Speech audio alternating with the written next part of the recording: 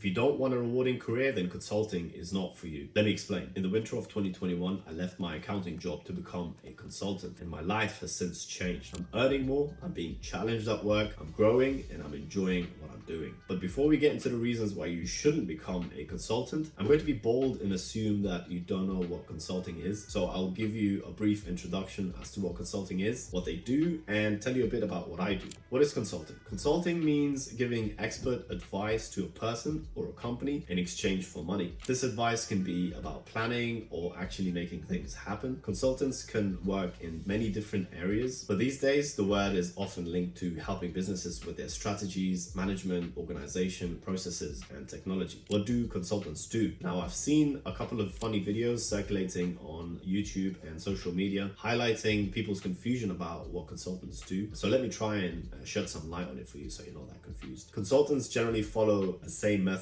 of work. To tell you in simple terms, they're employed to solve complex problems that companies aren't able to solve by themselves, so they need the help of an expert. So to break it down for you, what they do is first they understand the problem. Imagine a business has a problem like not making enough money or facing new competition. They ask a consultant for help, similar to how a sick person goes to a doctor for help. The consultant then looks at the business's performance and compares it to similar problems they've seen before, just like a doctor checks a patient's symptoms to identify an illness. The consultant then suggests what businesses should do to make more money or deal with the competition, like how a doctor tells a patient what's wrong and prescribes medicine or a medical procedure. The consultant then uses their experience to guide the business in the right direction, like a doctor comforting a nervous patient. And then finally, the consultant gives the business a clear plan on how to improve their results, just as a doctor provides steps for a patient to get better. Now, what do?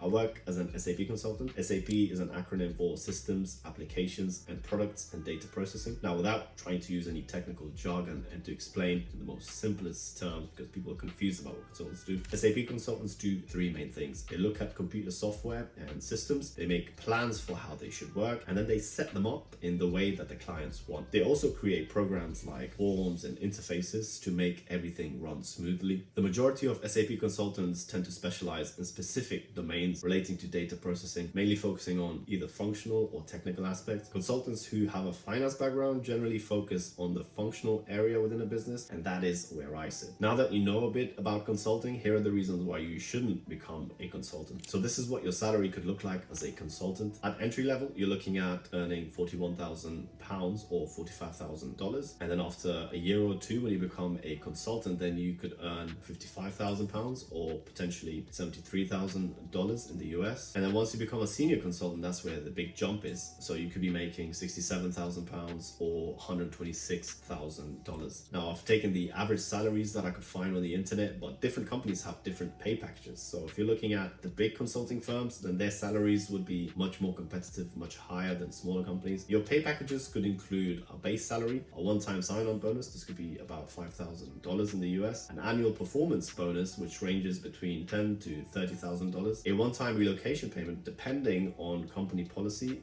and circumstances. According to MoveMeOn.com, at junior levels, you will earn less in industry versus consulting. Senior analysts make about 35% less, associates 21% less, and managers 8% less. But this gap narrows down when you become more senior within an industry. However, consulting roles offer very competitive salaries, and experienced consultants can earn well above their average for their level of experience. You are rewarded for your skills and your hard work if you do a great job, which helps you get ahead. This keeps it a fair game for everybody. When you see others getting rewarded for their efforts, it can motivate you to work harder too. This way, people keep improving themselves and it keeps them aiming for the best. In companies or groups, this makes teams work much better because everybody wants to do well. So in simple terms, if you want to get ahead because of your hard work, then consulting could be the way forward. But saying that, this could lead to increased competition and could create really stressful environments if not implemented fairly. You might find that you worked in a team and the team delivered a fantastic solution to a problem, but only individual achievements are recognized, which could leave certain team members to be overlooked. However, most consulting firms assign you with a line manager who sets you goals and reviews your performance to ensure that you're growing. So a majority of the organizations have a fair system in place and they really encourage employee development. Consulting Consultants work with many different types of businesses, so they learn a lot from different jobs. It's a good choice for people who like doing different things every day. Some consultants work with different companies in many fields, so their job changes a lot. Even if you focus on one industry, the work is still vary because each client has their own needs and challenges. Now, sometimes you might find that you may not always remain on a project long enough to witness the results of your work because you're constantly allocated to other projects where your skills are needed. However, this means you'll have different challenges that you need to provide solutions for, which have a massive impact on how clients operate, and this can be incredibly rewarding. This constant exposure makes you gain more knowledge, makes you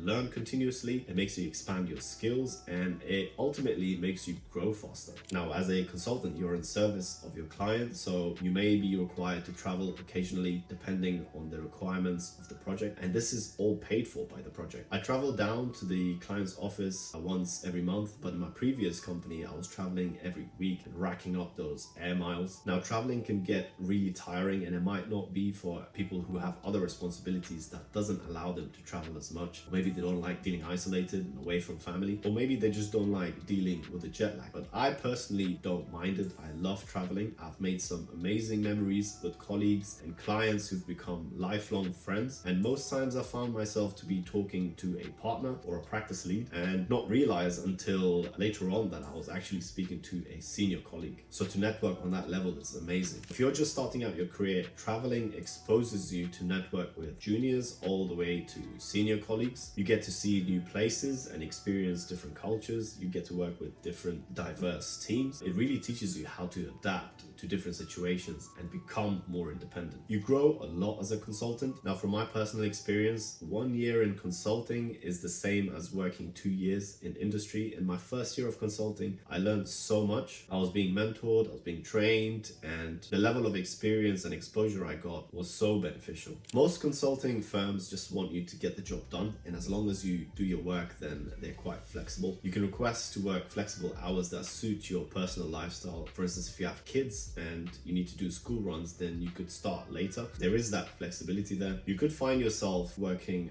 really long hours, sometimes working during the weekends, which can get really frustrating, but that is dependent on the type of consultant you are and what kind of project you're on. Some projects can be very demanding and it could cause consultants to burn out pretty quick. However, in my experience, you are encouraged to find a good balance between your work and your personal life. You have daily stand-ups where you can voice your concerns and request additional help if needed. Some firms give you the option to purchase up to 10 days extra of annual leave, and they even allow you to take days off as study leave if you're studying for your certifications such as ACCA or CFA. This is on top of your annual leave, so you don't have to use your holidays for studying or taking exams. Most of the consulting roles are remote with the occasional travel to the client's office, but this is dependent on your company's policy. They may require you to travel in more frequently if they're operating on a hybrid basis. Consulting might not be for everyone, but if you want a rewarding career that pays well, helps you grow as a professional, and allows you to network across organizations, then this might just be the perfect career for you. It's very hard to move from industry to consulting, believe me, I know, but it's much easier to move from consulting to industry. You acquire an abundance of experience, knowledge, and skills that can easily be transferred. Now, one of the many reasons why I chose to do consulting is because I believe the opportunities of growth will help me achieve my financial goals much faster. I made a whole video on how I'm using my monthly budget planner to save up 100k to buy a property. I'm giving this planner away for free, so make sure you check that video out and download your copy. That's it for this video. I hope you found this useful. If you want more career and finance related content, then make sure you're subscribed to the channel. Or if you have any specific topics that you'd like me to cover, then drop that in the comments below. I hope you all have a great day, and I'll see you in the next video.